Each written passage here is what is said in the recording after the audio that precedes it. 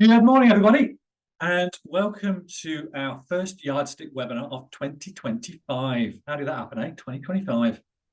This year, we're going to be alternating between Yardstick content and special guests. And special guests are going to be marketing experts that aren't necessarily known in the financial services community or indeed in the UK. Next month, we've got an incredibly good guest joining us, and Abby will talk about that in a bit and explain how to book on. But today, it's just me, Dan, and Abby. Just me, Dan, and Abby. And we're going to talk about client touchpoints and how we can use them to deepen relationships and boost the referrals you get in 2025. Specifically, we're going to, as Simon Sinek would say, start with why, and we're going to start with why client touch points are important. We're going to talk about 2 touch points after a referral is received. We're going to talk about other touch points you can put in place in 2025.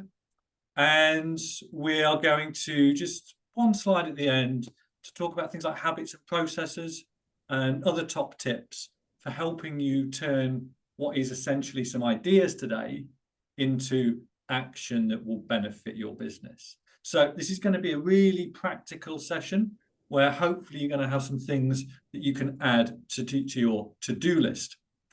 Before we get into that though, for the first time this year, Dan, welcome back. Do you want to do your normal housekeeping slot, please, mate? I would love nothing more. And just us two and Abby. Who else do you need, you know? Right, so we've got a new year and a new series of webinars, but one thing that will stay the same is me playing the unglamorous assistant and taking care of our housekeeping, so I can only apologise for that. So what do we need to know for today's session? Right, well, first things first, we are recording today's session, so anybody that needs to not take notes and just participate, absolutely do that. Don't worry about catching everything. You'll be able to watch it back at your leisure. And as usual, we provide a safe and welcoming environment where we encourage lots of open dialogue. So feel free to share your thoughts, whether you agree or think we're talking nonsense. Though, of course, if we are making sense, do let us know. It's always nice to be told. And you can participate through either the Q&A box or the chat. So I'm going to be monitoring both today, and we'll address questions as we go through the session. And of course, time permitting, we'll tackle any remaining questions before we wrap up our hour together. And there's lots to get through, so it will go quick. Now, as mentioned, since we are recording, you'll receive a follow-up email with the video link and all relevant notes and resources later today. Our client engagement manager, Abby Robinson, will be working diligently behind the scenes to prepare this for you. So as ever, we have her to thank for that. So, Phil, we want to deepen relationships and boost referrals this year. How do we go about doing that? Thank you, Dan. We're also going to be doing polls. There's a couple of polls we've got today. So if you've not voted in the poll already, please can you go and do that? Yeah, and Dan will reveal the results for poll number 1 in a bit, and then we'll launch poll number 2 shortly. So we'll answer Dan's questions. How do we do that? Well, let's start with why. Why are touch points important? And there's several reasons. The first is that if we get touch points right, and we speak to advice firms who have no client touch points between one annual review and the next, literally nothing. I suspect people on this call might not be in this camp. Hope you're not. But we speak to firms who have literally no touch points between first one annual review meeting and the next. And if we change that for them, if we add in new touch points, they will add value to your clients. And they might add value after specific events. They might add value throughout the year. And they might add value when times are tough. And that might be times are tough because of something that's personally going on with clients. Or it might be something that's actually out of their control, but still makes time tough. Just think back 4 years and think what was happening with the slow march of COVID towards the UK. Think about how that made your clients feel, both from a sort of pandemic COVID perspective, but also from a markets perspective. So your touch points should add value throughout the year, and they will strengthen and build relationships. They will create trust. They will show you care, and they will make clients feel valued. They will also help with client retention. Clients rarely leave their financial advisor, their financial planner. There are various triggers where financial advisors, planners are more likely to lose a client. When one partner dies, divorce, separation, there are some times when clients potentially look elsewhere. But there is evidence to show that more touch points, better quality touch points, will help aid client retention. And it also helps improve client confidence. There's research from the US, the Y-Charts Advisor Client Communication Survey, it's a catchy title, but it's very good, from 2024, shows that 71% of clients who received frequent communication, which is defined as monthly or more, from their advisors, felt more comfortable with their financial plan in the event of a recession. That dropped to 22%, where the contact was less frequent, defined as every 4 to 6 months. So the number of touch points, the amount of communication, absolutely helps clients' confidence. It also helps to increase the number of referrals and recommendations you receive from existing clients. Now, we all know referrals and recommendations from existing clients are the best type of new inquiry. They've got the highest conversion rate and the lowest cost of acquisition. So that makes them the best type of new inquiry. And research from Vouched For, everybody on this call will know who Vouched For is. If you don't, it's an assumption. If you don't know, just put a note in the chat and I'll certainly tell you who they are and tell you a bit more about them. But research from Vouched For shows that when an advisor or planner speaks with their client less than once a year, they make an average of 0.78 referrals a year. Where the contact is dialed up to 4 times a year or more, the number of referrals rises quite significantly, more than doubles to close to 2 a year. And so that's evidence to show that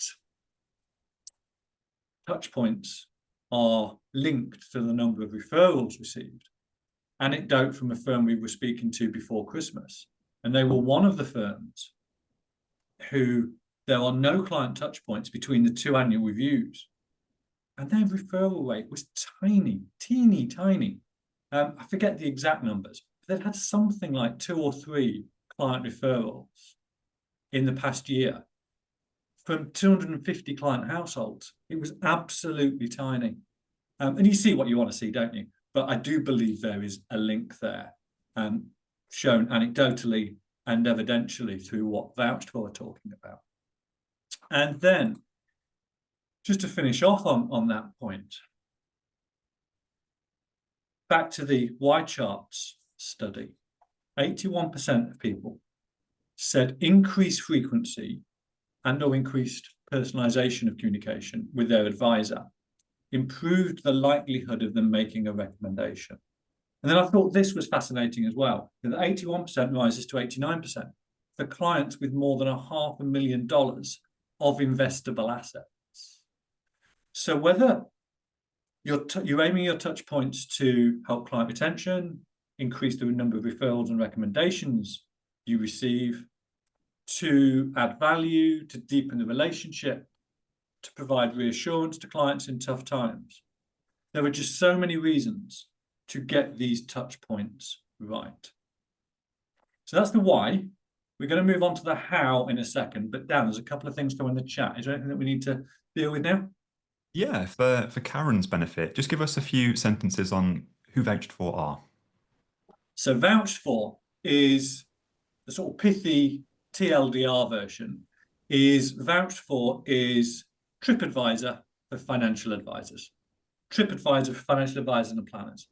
It is primarily 90% of its value, not an accurate number, just trying to show a point, is in social proof and showing the value that you work with clients and getting ratings and reviews online and then being able to showcase those throughout your marketing. It will, during the year, provide the occasional lead, but that's not its main aim.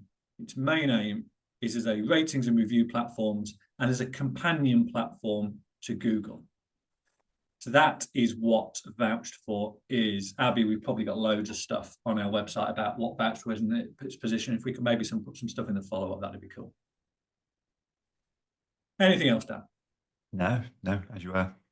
We good, fantastic. So if we've talked about the reasons why we should increase the number of touch points, we now need to think about how we do that and when we do that. So two really important touch points that we need to talk about after you've received a referral from an existing client. I wouldn't apply this to professional connections.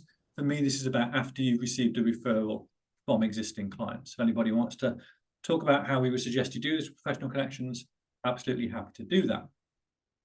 Now, as we said earlier, referrals and recommendations from existing clients are the best type of new inquiry. Highest conversion rate compared to all other inquiries, lowest cost of acquisition. And therefore, we should be building a referral and recommendation strategy on three things: appreciation, education, and communication. And I think there are two key touch points to show appreciation to clients.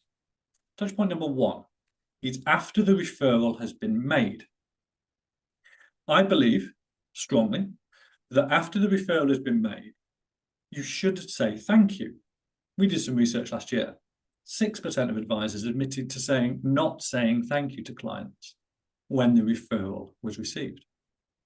The vast majority sent an email. I think we can do better than that. If an email is a 6 or 7 out of 10, I think we can raise the bar and do better than that.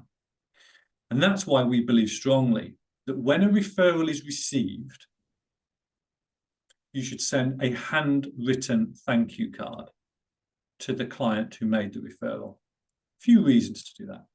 It stands out. When was the last time you got something handwritten in the post?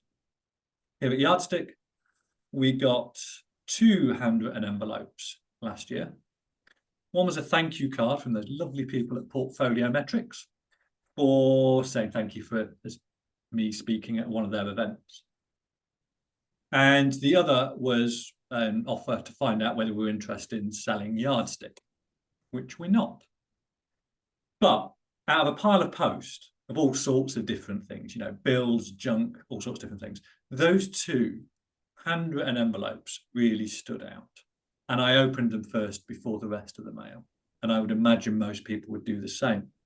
So a handwritten envelope in the post stands out. It also harnesses the power of something called effort bias. It takes more effort to buy a card, handwrite it, write the envelope, stick a stamp on it and put it in the post than it does to bang out an email. And people appreciate things more the greater the effort has been put into producing it. So it harnesses something called effort bias. And it's just more personal than an email. If you want a newsletter list, there's a blog out on this basis on Friday to explain the power of handwritten cards and explain a bit more about that. If you want more information about that, go and listen to one of the latest episodes of Phil Agnew's Nudge podcast. Abby, perhaps you can look that up and put a link in the chat, and we certainly put a link in the follow-up. But Phil Agnew, along with Rory Sutherland on this podcast, talks about the power of handwritten notes. So first touch point, to take away today and add to your to-do list. Handwritten cards when you have received a referral. Then, second touch point for receiving referrals is when the referral converts into a client. Now, it might take 1, 2, 3, 4, 5, 6 months for a referral to convert into a client. And clearly, that creates income for your business, both in the short term and the longer term, and increases the value of your business, if that's relevant to you. So we believe that you should introduce a second touch point of when the referral converts, sending a personalized gift. Now, all the research that we see when we're running client surveys is that clients don't generally, 90% of clients, say that an incentive, a financial incentive, would not increase the likelihood of them making a referral. However, clients, because we're all human, do like to be appreciated. And therefore, rather than a financial inducement or gift vouchers or something like that, I would recommend, and we recommend, sending a personalized gift through the post when the referral converts. So a card when the referral is received, and a personalized gift when the referral converts. And the personalization of the gift is more important than the value. So, for example, behind me and my bookcase down there is a book about cricket grounds of the world. And that was sent to me to say thank you for something I did for Phil Calvert. A lot of you will know Phil Calvert. He also sent me six bottles of French red wine as well. But he'd taken the time to personalize the gift and work out what I was interested in. So it wasn't just a standard bottle of champagne or a hamper or an Amazon voucher. Phil had taken the time to think about what I might like. So the personalization is more important than the value. And I would also consider gifts that arrive on a regular basis. So, for example, subscriptions.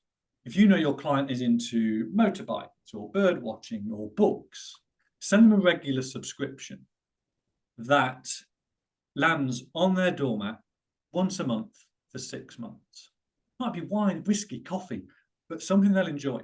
Because every time that lands on their doormat, they will remember you and why they are getting what they're getting.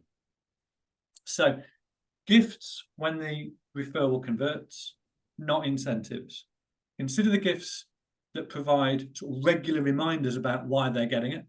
And personalization is more important than value. So for me, if you take nothing away from today, 2 really important touch points that will show appreciation to your clients when you receive a referral. Dan, I think we might have had a couple of questions.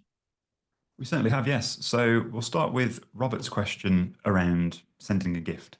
So Robert asks, how does the GDPR/data protection issue conflict with sending a gift when a referral becomes a client? Surely saying to someone, this person is a client and has paid us money, is a conflict. It's no different to advertising who your clients are. Okay. I'm not sure I agree with the last point, that it's no different to advertising who your clients are, because if you're advertising who your clients are, that can be to the general public. If you're concerned about it, Rob, I would just say and I've never heard of any advisor getting any pushback from doing these 2 things. But if you are concerned about it, Rob, what I would do is I would go to the original client who made, the new client, go to the new client and say, I'd just like to send the person who made the recommendation a bit of something in the post to thank them for connecting us. I would imagine that 9 times out of 10, the new client who has been referred to you will be only too happy for you to do that, because the value you will have added, the delight that you will have created, the change that you will have driven in their financial circumstances, they will be very grateful for the fact that you are now in their lives and will be very happy for you to thank the person who made the introduction in that way. So if you've got any concerns here, Rob, I would just go to the new client and ask their permission. Brilliant. And then a really nice comment from Jono that mentions, someone contacted my wife to ask me what I liked once on LinkedIn, which was much appreciated. And again, it shows the effort, doesn't it? If you go to the length to find out what somebody wants, if it's not immediately obvious, the sentiment's appreciated. It is. And just to build on that point I've just made to you, Rob, you could use that opportunity when you go to the new client and say, would you mind if? You could then ask a supplementary question. What do you think they'd like? Yeah, it's another opportunity to personalize the gift. Yeah. So yeah, hopefully answers those two questions. And John, thanks for your input. Okay, so there are 2 touch points after a referral. Let's think about some more general touch points that we could introduce in 2025. Now, regular communications, and there's 3 things that I want to talk about here. The first is newsletters. So this is a good opportunity for the results in the poll to be revealed. Dan, let's see if the tech works. What have you got? Okay, so how often do you send client newsletters? So monthly, 45% of our audience send them monthly, which is wonderful news. Quarterly, we've got 17%. 6th monthly, we've got 1%. Then other, we've got 17%. And that leaves 20% of the audience, for those quick with mental math, who don't send newsletters. Thanks, Dan. So 1 in 5 don't send newsletters. I'll be fascinated, guys, who are on the webinar. If you are one of those 1 in 5 and you don't send newsletters, and you're sort of prepared to share, I'd love you to put something in a note in the chat about what the reasons are that you might send newsletters. Time, skill, inclination. Just tell us a bit about why not. Because we passionately believe, because the evidence shows this, that advice planning firms should be sending monthly newsletters. Quarterly just isn't enough. And we've got data to prove that open rates and engagement on monthly newsletters is higher than quarterly newsletters. And there's a bunch of other reasons as well, which I won't bore you with. But we did write a blog on this, definitive guide to why newsletters should be sent monthly. And there was 7 or 8 reasons in there. So we'll get Abby to put that into the chat now as well in the follow-up email. Thank you, Abby. But the foundation of your touch points should be that monthly newsletter that ideally lands in somebody's inbox the same time each week, each month. It provides value, it provides information, and it provides reassurance. The fact it lands monthly shows that you are consistent. Yeah, that you do what you say you're going to do when you say you're going to do it, rather than missing months, going long periods of time without sending. That actually has the opposite effects and erodes confidence. We also believe that there is benefit in sending a quarterly referral email. Now, this is an email that goes out once a quarter, every 3 months, as the name suggests. And it does a few things. The first thing it should do is, and it's a standalone email, it isn't part of the newsletter. And it does a few things. It shows appreciation to the clients who have made recommendations.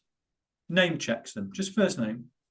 Thanks to Bill and Ben, Rod, Jane and Freddie for the referrals that you've given us over the past 3 months. We appreciate you and we thank you for the faith and trust you've put in us, recommending us to people that you care about. Can then go on to remind people about who you would like to be recommended to, why people can recommend you on in confidence, a couple of client stories, people love a story, that sort of stuff. Because as we said earlier, your referral and recommendation strategy should be based on 3 things. One of those things is education. Another of those things is communication. So your quarterly referral email does two of those things, and also does the third, of showing appreciation. Also, in terms of regular comms, we're seeing a small but growing number of firms run webinars for clients and prospects. And they are proving really quite popular with firms who do them and their clients and prospects. Most firms run them probably once a quarter. We've got some larger firms with more resource who do them monthly. But those webinars are just another touch point, another way of delivering information, because the monthly newsletter and the email are written. Clearly, the webinar is not. But they work really, really well with webinars. They also provide some actionable data when prospects show up that you might be able to follow up. So 3 touch points that I would consider introducing and doing more with in 2025. Monthly newsletters, quarterly isn't enough. Quarterly referral email, and consider webinars, consider the cadence of webinars as well. Dan, is there anything coming through the chat we need to deal with? Yeah, plenty. So on the subject of sending the newsletters, Toby asks, what is the best time and day to send? Really good question. So I think it depends on your audience.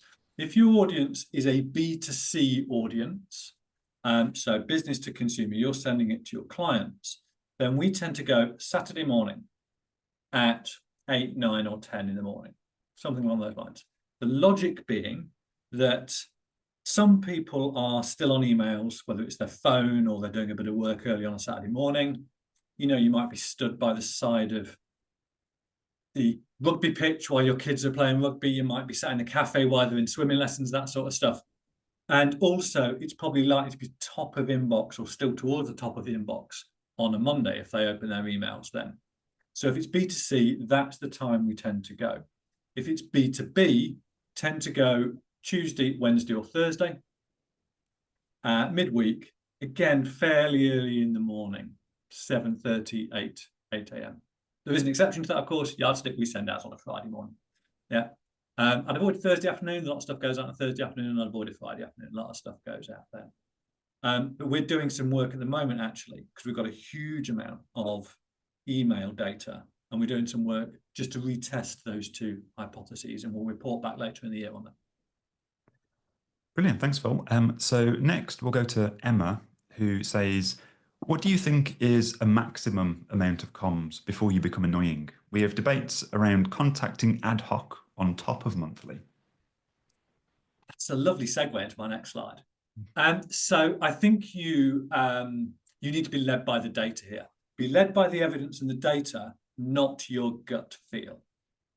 I was on the phone with an advisor, I think it was yesterday, actually.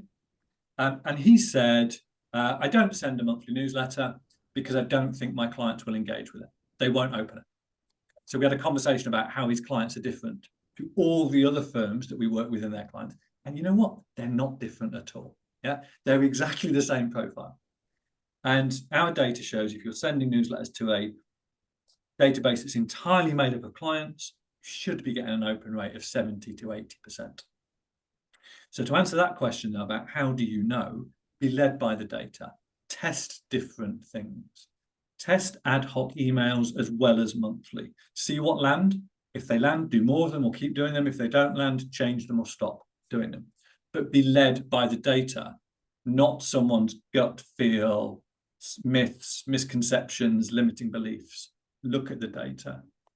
I would also say that you can probably send more than you think you might be able to do, providing there's a reason and providing it adds value. Well, thanks, Phil. And then one final one we'll pick up on now. So good friend of Yardstick, Ian, admits being one of the 20% that doesn't send newsletters. And Ian says, my logic is that financial planning adds most value when personal, which I imagine is difficult to do with a newsletter. Also, they can be a bit wanky and repetitive with the content. And then, of course, Ian does a caveat there with clearly, I could easily be wrong. Cheers, Ian. So, first one is easy, dead straightforward. Don't send wanky, repetitive content. Yeah, pretty straightforward, that one. Although there is a reason to repeat things. Yeah, politicians repeat messages for reasons. And the good reason politicians repeat messages is you need to do it to get the point home. You don't have to say things in exactly the same way. You say the same thing, but in a different way. But repetition is important. And in terms of the personalization, again, just let's be led by the data. 70 to 80% of a financial advisor's clients, generally speaking, will open the newsletter. And then maybe 50% will engage with something in there. So let's be led by the data. And you can still make it personal by writing about what's going on in the business, by giving your opinions, by making sure that whatever you've got in there is relevant to the audience. So, yeah, that would be my answer. Will be my answer there. Yeah, follow the data and don't make it wanky. Thanks for giving us permission to use that word, Ian. Appreciate that. Dan, anything else? We do, yes, actually. So I will just pick up on Darren's point, because Darren looks like they are going to the other extreme. So Darren says, folks, in my honest opinion, weekly times 2 or 3 minimum. That's what I do. But then I consider retaining a professional marketing strategy is integral to business growth. Monthly is just nuts and out of date with modern marketing touchpoints. Darren, I salute you for being able to do 2 to 3 minimum a week. And we've had firms that have done weekly newsletters. Think of one specific firm in London. And actually, their data, their engagement rates were as good as monthly. Yeah. There is a myth around bombarding people with newsletters. If you are bombarding people with newsletters, it needs reframing or your content needs changing. Brilliant. Thanks, Bill. We do have plenty more, but carry on and we'll pick up a few of these afterwards. Yeah, no worries. Thank you. Okay, so touch points to introduce in 2025, continuing the theme. So we talked about regular communications. Then let's think about some additional communications that can be added in, these ad hoc things. And a benchmark here, I forget who said it earlier, maybe it was Emma, but a benchmark here for ad hoc communications. Try and look at your open rate on these ad hocs, compare them with previous ad hocs, and compare the open rate with the long-term average on your newsletter. And I think what you're looking for with ad hoc communications is for the open rate and the engagement rate to be broadly the same or maybe slightly higher than your regular newsletters. So when could you send additional comms? Economic and political events are sometimes a driver for one-off comms. Now, I'm not saying you should do these, Tulip Sadiq resigned yesterday and you should be sending an email out to your clients. I'm absolutely not saying that. But there are times when it makes sense to do it. So, for example, the fallout from the quasi-Kwarteng budget, is that 2023? Was that October time, 2023? Something like that. There was clearly a lot going on there. And we know, because we sent communications out on this basis and we saw the data, we know clients valued that. They valued that touch point. So there are times when economy, markets, political events make sense to be sending that communication out. And again, you can judge the success on open rates and engagement. If you qualify for voucher or top rated and you are in the Times guide that's going to be published in March, send a communication that day. And you can use these additional communications to celebrate things like voucher or top rated and award successes. So do introduce some ad hoc communications throughout the year when it makes sense to do so. Don't do them just because you've not done one for a while. Do them when it makes sense to do so. And one of the times when it really does make sense to do this is around the budget. So the budget that we had, what was it, 30th of October, 2024? Clearly there was a long lead up to it. There were a lot of clients, a lot of your clients who will have been concerned during that lead up period. And we saw a large number of firms do a variety of different things. So some sent a pre-budget communication because they were getting a lot of clients asking whether they should do X, Y, or Z. So they wanted us to send on their behalf, and some did it themselves, pre-budget communication, just trying to calm things down a little bit. And we know that the clients of advisors and planners valued that touch point. Post-budget update of the changes. We believe, because we've tested it with the data, that the ideal time to send that post-budget communication is on the day of the budget. Our aim when we're working with the yardstick clients is to get that mailer out by the time that the 6 o'clock news starts. Now, not a lot of people watch scheduled telly these days compared to what they used to watch, but it's just a line in the sand. And that's because people expect to hear from you. Just a summary of the changes. And you want them hearing from you. You want them to get reassured that you are around and ready to help. And again, evidence shows that the open rate on those comms is the same or slightly higher than regular newsletters. And then we had a bunch of financial advisors and planners who went further and provided another touch point to provide some reassurance. And you can do all of this, use this as a template for this year's budget, whenever it comes. And what some did was email out their clients and say, we're offering the opportunity to have some quick check-ins before the budget. We put some slots in our diary, 30-minute slots. Here are the times, or they used Calendly or some sort of online diary. This was pre-budget, and gave people the opportunity to book a 30-minute slot. We had some advisors as well who emailed out their clients the day before the budget or the day of the budget to say, right, I've cleared my diary for the Thursday and the Friday after the budget. We've got 30-minute slots. Do you want to book in? And that gave clients two things. It gave them the reassurance that the advisor was there if necessary, and it gave them the opportunity to speak to the advisor if they were concerned. And I know the feedback I had from advisors who did this, they had a few clients book in, and just the fact that they got to talk to the advisor was quite therapeutic and quite reassuring. The other touch point, actually, that a few firms did was webinars. We had probably half a dozen firms run webinars. One did it really ambitiously on the day of the budget and did a brilliant job. Most did it the day after, and they got good numbers on these webinars.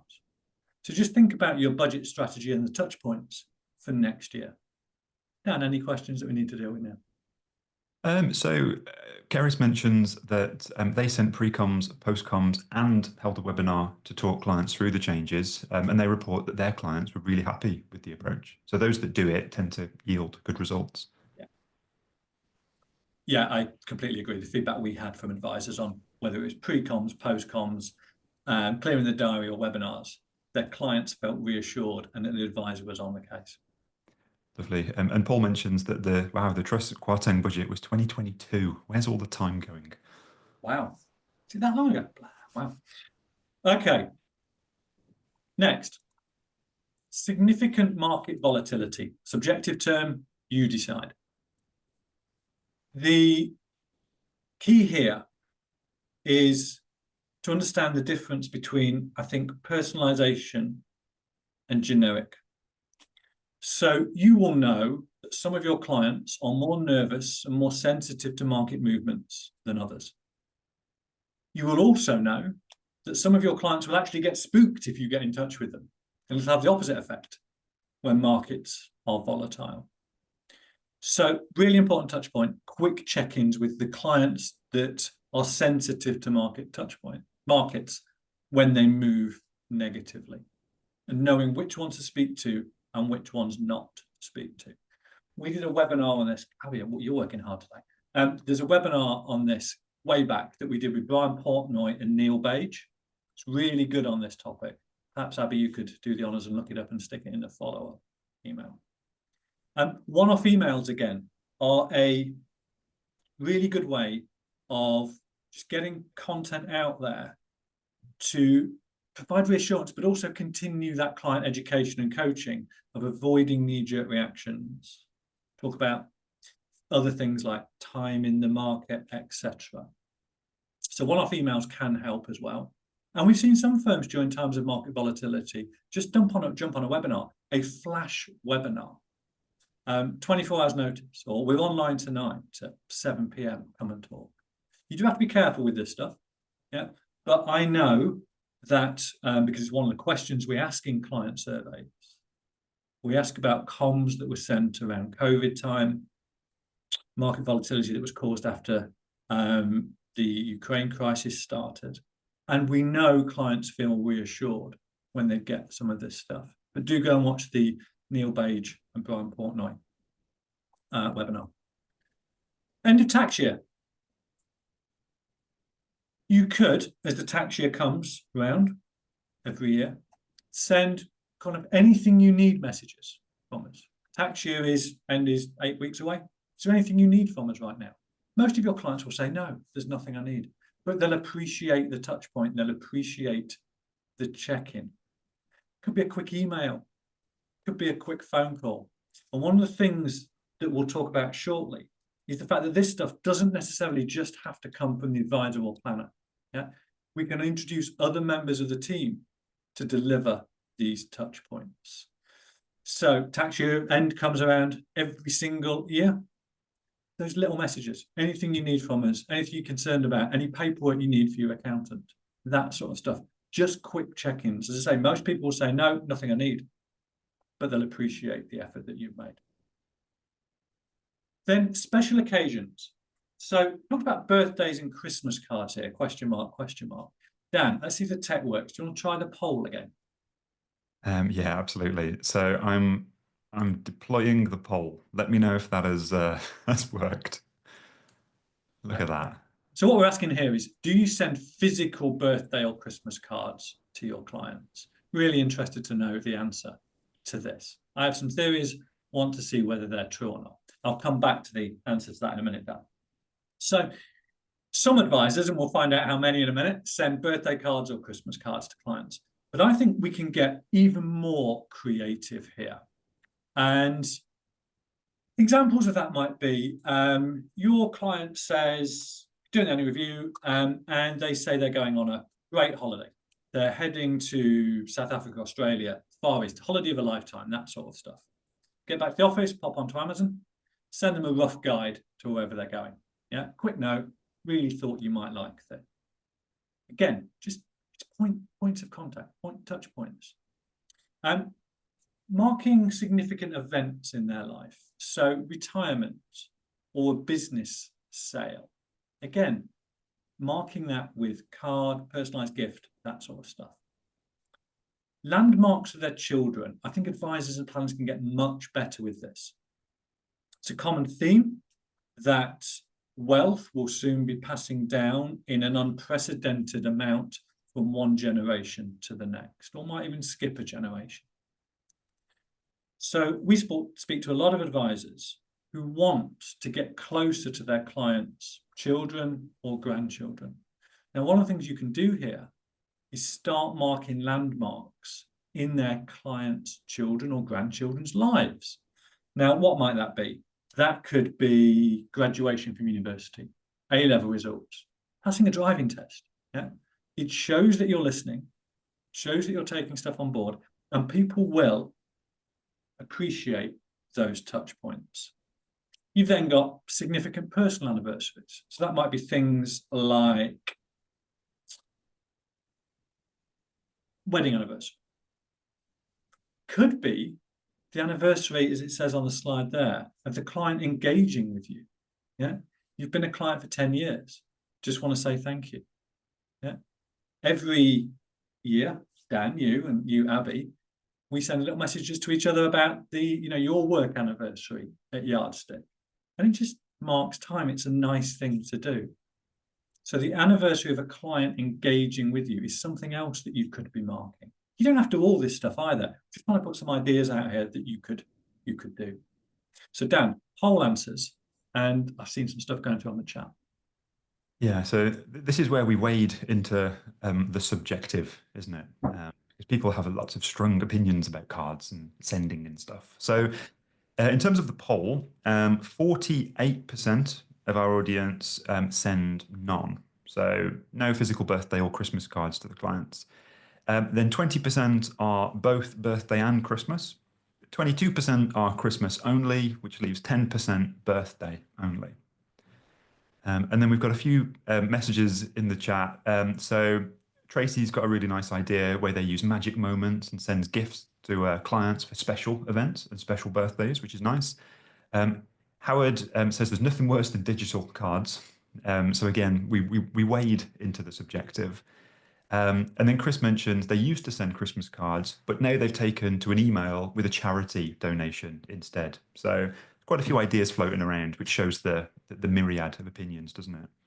Yeah, it does. And again, do what you think is right for your clients. But I do think we can get creative here and do more than nothing, or more than just birthday cards and Christmas cards. And we can mark other things, other occasions as well. And then between annual reviews, let's assume we're doing annual reviews. I know some firms might do them more or less frequently than that. But what else could you be doing between annual reviews? We could be doing quick check-ins or calls, quick messages, maybe on a quarterly rota. So divide your clients up into 4, and group A gets quick call or check-in. And that call, that check-in or that call could be telephone, could be email, could be a WhatsApp message, could be a text message. Doesn't have to be from the advisor, could be from another member of the team. There's a couple of key benefits I can think about it if it is another member of the team. Yeah, we're not putting something else on the advisor's to-do list, so therefore it might be more likely to be done. And a lot of firms want to create a connection between, or a greater connection between the client and the support staff. So quick check-ins or calls on a quarterly rota. Mid-review cycle. So if your annual review meeting with a client is in January, then July, 6 months later, quick check-in, email, WhatsApp message, text message, or call. 6 months since our last review, 6 months to the next one. Is there anything we need to just discuss? Any changes, etc.? And this all can be driven by process and habits, which we'll get to more to in a minute. As I say, consider getting other team members involved. There's huge benefits from that. And then consider the method of communication. Rather than, I think who said this? Joe Glover said this on a webinar late last year. And he talked about meeting people where they are. Meeting people where they are. So for me, it's important that you send these communications, if you decide to do them, in the method that is most likely to be engaged in by the client, whether that's WhatsApp, text, telephone, or email.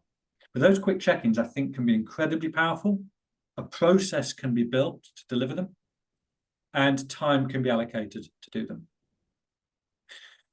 Complete the opposite of that are I saw this and thought of you messages. I saw this and thought of you. Now, this isn't quite as creepy as it sounds. But you will be scrolling through your Facebook, Twitter, LinkedIn feed. You might be reading the newspaper. You might see a magazine article, and a client's name pops into your head. And most times we'll do nothing with that information. We'll move on. But if it happens, just pause and send whatever it is that triggered the client's name, send it to them. Clip it and send it in an email. Yeah. Share the social media message. Take a photograph on your phone and send it. Because A, it will provide value to the person you send it to. And B, shows you're thinking of them. C, shows you care enough to have done it. I did this yesterday. There was an article, was it Monday? There was an article in New Modern Advisor about a firm selling to an EOT, an employee ownership trust. Chris Budds, a good mate of mine, specialist expert in EOTs, clipped it and sent it to him. Saw this, thought of you, just in case he'd not seen it. So I saw this and thought of you messages really deepen relationships and create other opportunities to have conversation as well. So hopefully you've got some things there that appeal to you, that you can, touch points that you can start adding in to your clients' relationships. But a plan is only ever as good as its implementation. So I just thought I'd finish on this slide before we hand over to Abby and to introduce next month's webinar guest and answer any questions that we've got. So what's going to turn these top tips, these ideas into action? So I think for me, the firms that focus and prioritize are the ones who do this best. They don't try and bite off more they can chew, because that gives you indigestion. They focus, they pick 2 or 3 things, and they prioritize, and they actually do those 2 or 3 things. Yeah. And they might pick, I don't know, the budget stuff, because you can plan ahead from that. They might pick the mid-review touch points, because you can plan for that, and they'll get divided over the year broadly equally. And they might go and do the cards and the gift idea. Other firms who market for success, they will try different communication methods. So meet people where they are, whether it's email, WhatsApp, phone calls, text messages, etc. They will spread the load as well. They realize that advisors, and clearly if you're a sole practitioner, this is harder, but they spread the load so that other people in the team are involved. It means things are more likely to get done, and it creates and deepens relationships between people in the support staff and the clients rather than just the advisors. They absolutely avoid limiting beliefs. And limiting beliefs, it's a bit of a theme that we're going to be working on this year in 2025. But for example, the client I spoke to said, my clients won't read newsletters. All right, let's give it a go and see whether they do or not. I'm pretty confident, unless your clients are different to most financial advisor clients, and they weren't in this case, your client will read it. So avoid limiting beliefs that people won't value these touch points. We saw at the start the evidence that they absolutely do. And we also need to reframe here, know your client. Yeah, so KYC has been a compliance term over the years, know your client. But we need to reframe this from a marketing perspective, from a touch point perspective.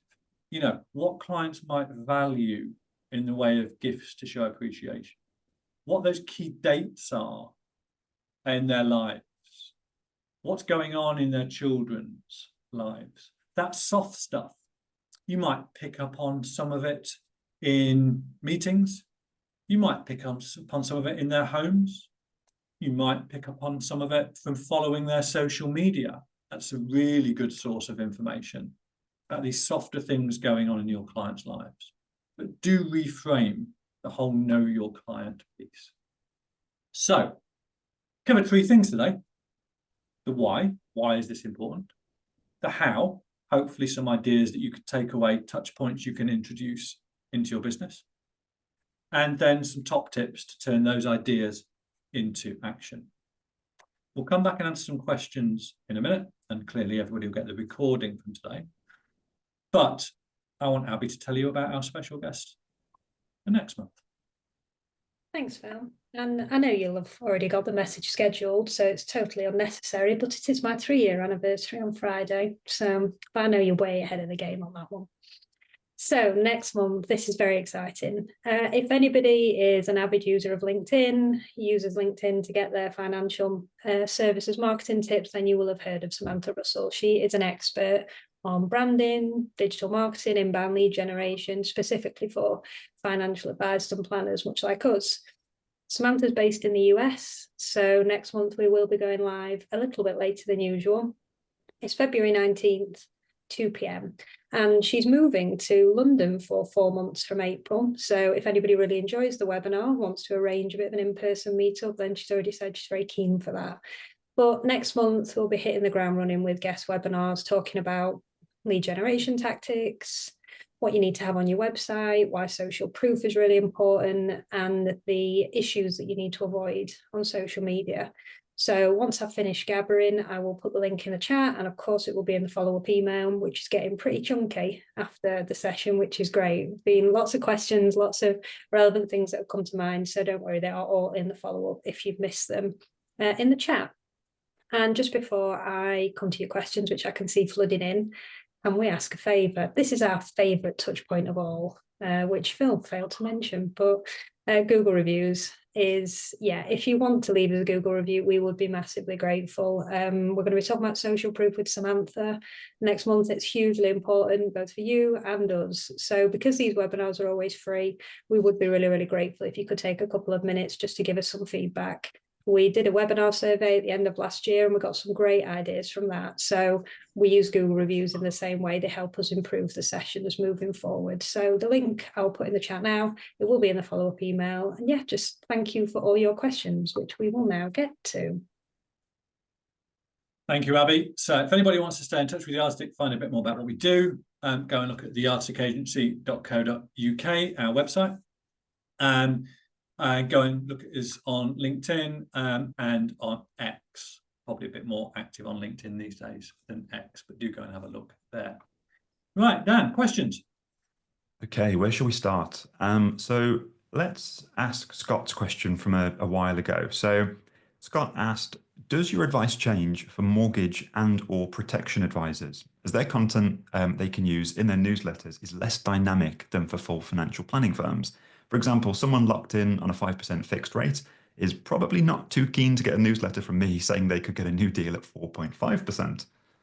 Yeah, I do think there is, it's a really valid point that you've got a balance with mortgages. And this is easier if mortgages is part of a wider wealth offering.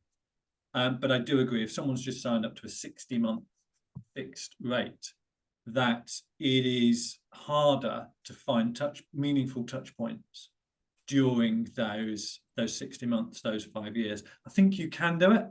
I think you can still, within the realms of what you're allowed to talk about, you can still talk about interesting things to them. But I agree, you're not necessarily want to be talking about rates. You can be talking about house prices.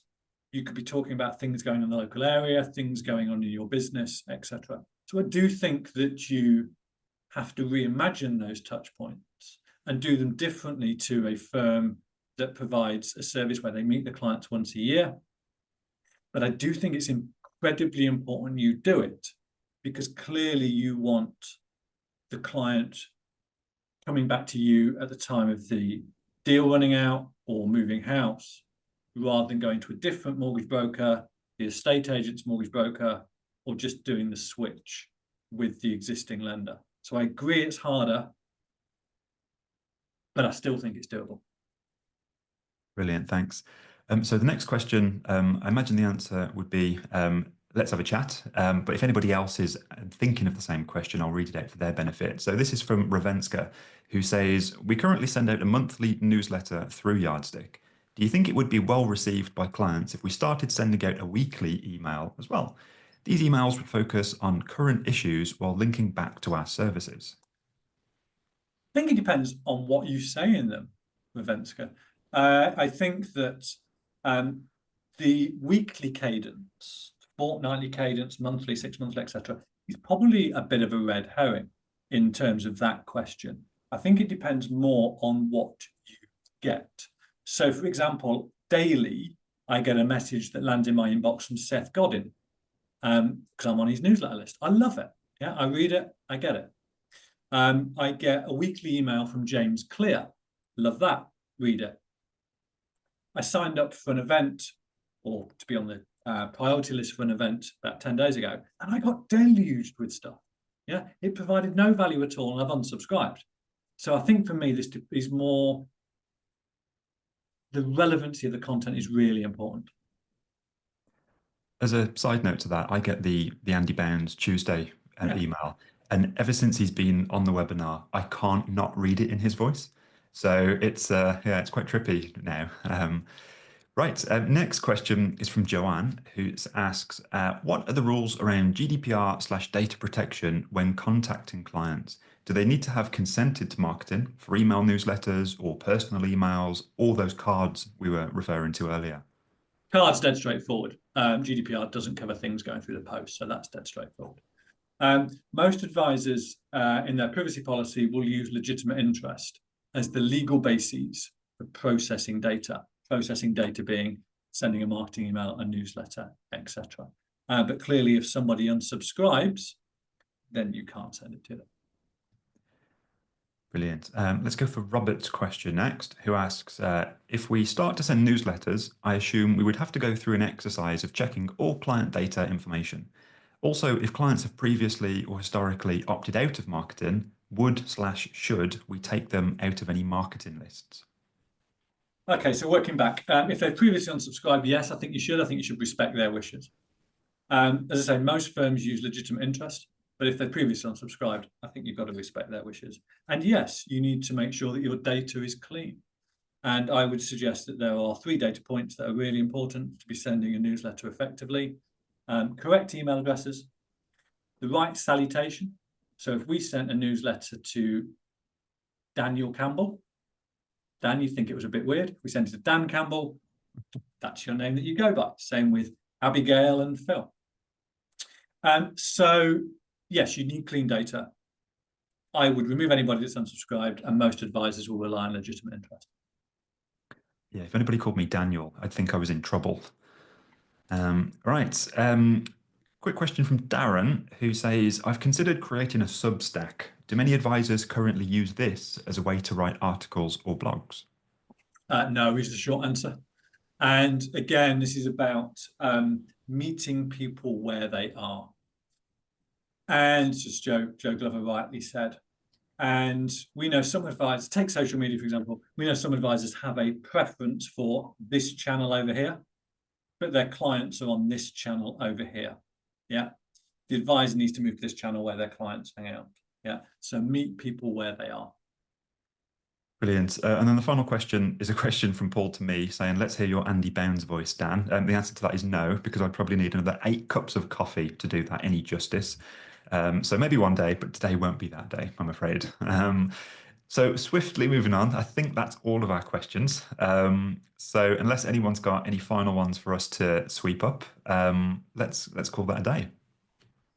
Thank you, Dan. Thank you, Abby. And thank you for everybody on the call today.